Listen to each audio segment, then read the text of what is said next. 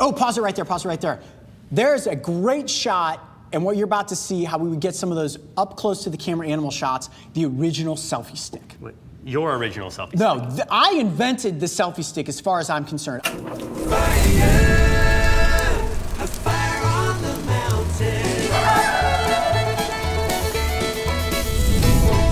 Welcome back to Base Camp, the show where we don't actually camp, but instead we sit inside of this room where there's a fire that kind of looks like a camp set, and we dissect an old episode. Right?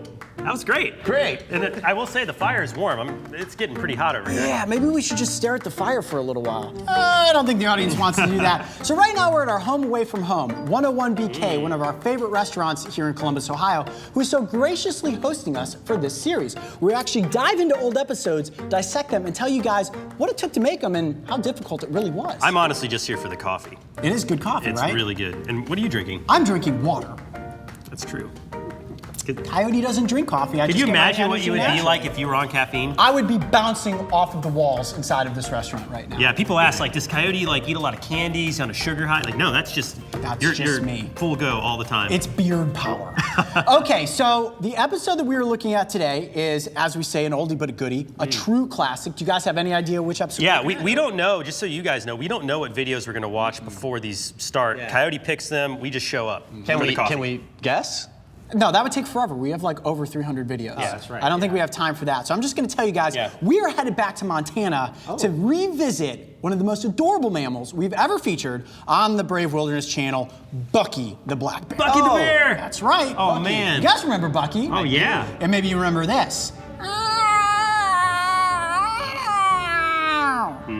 I do remember I don't remember that. You don't remember all of the audio difficulty we had filming this episode because Bucky had so much to say? I don't remember being difficult at all.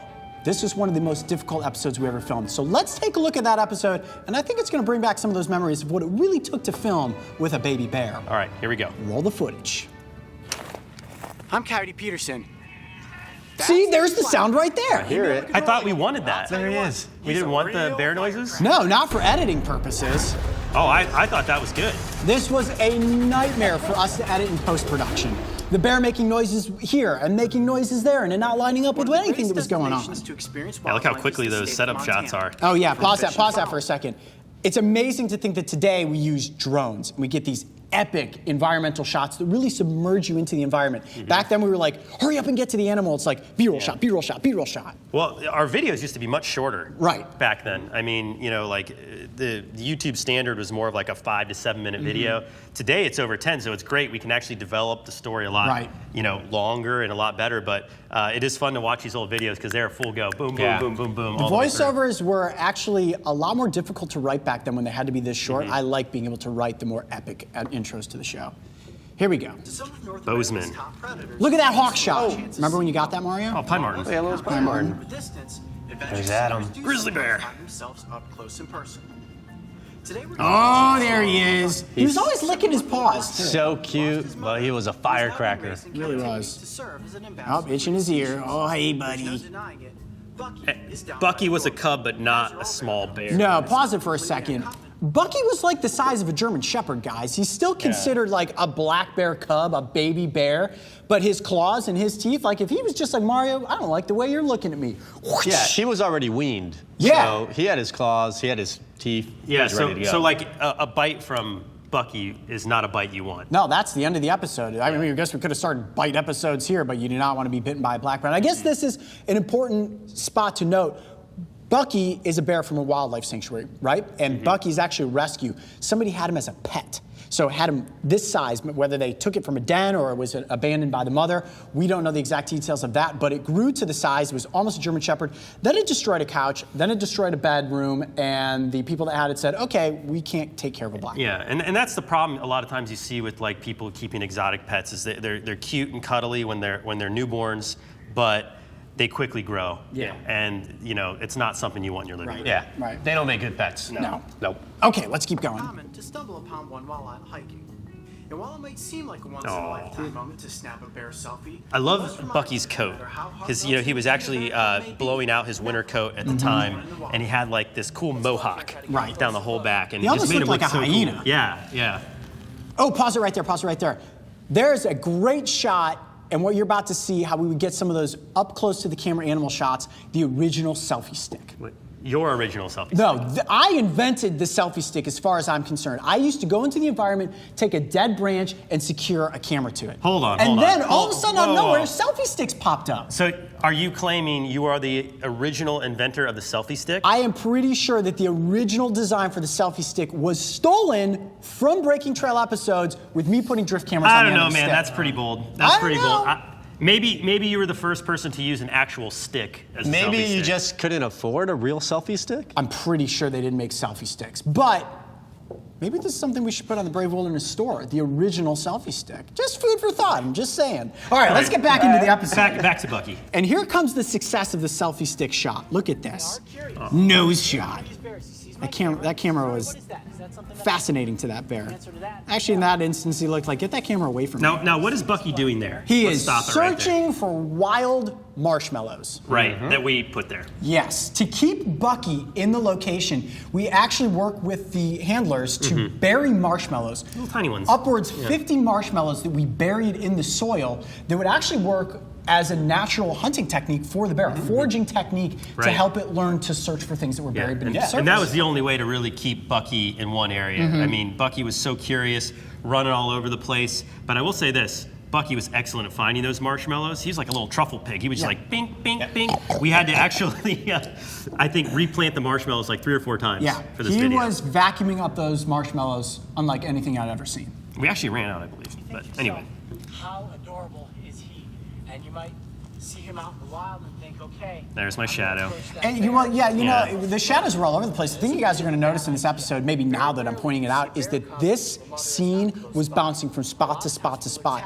While it was a good idea to keep the bear in the area using marshmallows, it also forced the bear to move all over the place. So I was constantly like shifting sides. You watch the continuity of this episode is an absolute train wreck. Yeah. But in all fairness, I cut this episode and then Chris, our master editor, came in and spiffed this thing up. You can't even notice that this thing is all over the place. There's my shadow again. And I think that, I'll pause it there, we learned a really important lesson in videos like this in the early days is that, you know, we couldn't really control an animal like Bucky. You can't really ask him to do certain things or stay in a certain spot, so you really just have to adapt. Yeah. And that's a technique that we use today that has really, you know, allowed us to make the videos we've made. Back then we were like, we got to get the light perfect, no shadows, the animal's going to stay right there, and as we found out quickly, that's not realistic. And Bucky was one of the first mammals, in all fairness, we ever worked with. Yeah. And you can't hold on to a bear. It's different when you have a turtle or a snake and you're like, okay,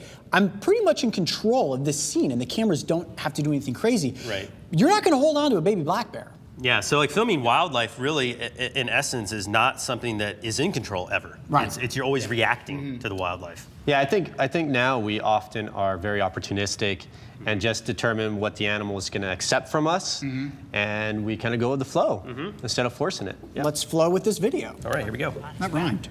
And all these Good job. puffs that you see puffing up, that's his summer coat blowing out and the winter coat getting It is a really cool look. You could see some of the cinnamon coloration in his Kind of fur, like a too. buffalo It's fur. like brindle. Yeah. Some black bears actually have a very brown. Right, the cinnamon phase. Yeah, and often are confused with grizzlies. Black bear is the smallest species of bear here in the United States and in North America. Trucked, of course, by the It was great how Bucky was using its like natural like kind of foraging behavior, digging with its claws. Well, what's cool too is that, you know, Bucky was not a small bear, you know, not a newborn, but was still very much a cub in the sense that he was getting used to how big he was growing so quickly, and it was sort of awkward, you know, just like watching him learn how to be a bear was really interesting, I thought, and you know, you don't really see a lot of videos with bears this size. He was one curious cub, that's Yeah. for sure. And I watch my movements in the scene. It's funny, I would start presenting and be like, okay, I've got a line of dialogue to deliver. I have this fact in mind. And then I turn around and the bear's like over there. It's like, know, up, gotta move again. It seems like you were using your selfie stick as like a barrier between Bucky and you. You know, in all fairness, a little bit, and because this is a bear that was acclimated to humans, he was still developing into a mature bear, and the plan was for him to be released back into the wild, which I do believe has happened at this point. So you'll notice I don't ever make physical contact with the bear, and that was one of the strict rules that the handler said: do not touch the bear. We don't want it to be that acclimated. We're trying to rehabituate it to being a wild animal. And we were all very cautious around this animal. We were treating it like wild animal. Yeah, and you know, black bears, that's a good point. Black bears in particular are known to be habituated to humans and human environments, and that's what actually makes them particularly dangerous. Right.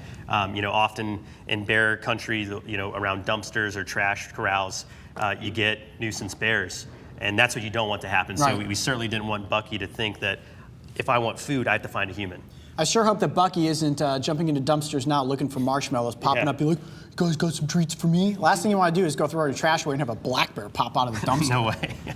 But I still have to respect the fact he's got some pretty big paws.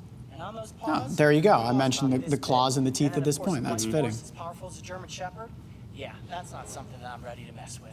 Boy, look at the shadow on my face. This is like, we're still figuring out like the time of day to shoot with my hat because it casts that Zorro-type shadow across my face, which is honestly really difficult to work with for you guys as camera operators. Well, we developed the character and the hat before we had actually filmed anything, and then we found out very quickly that that hat was a shadow prop. Right. The cowboy hat does come off, guys, when I'm not actually filming stuff. It's not glued to my head.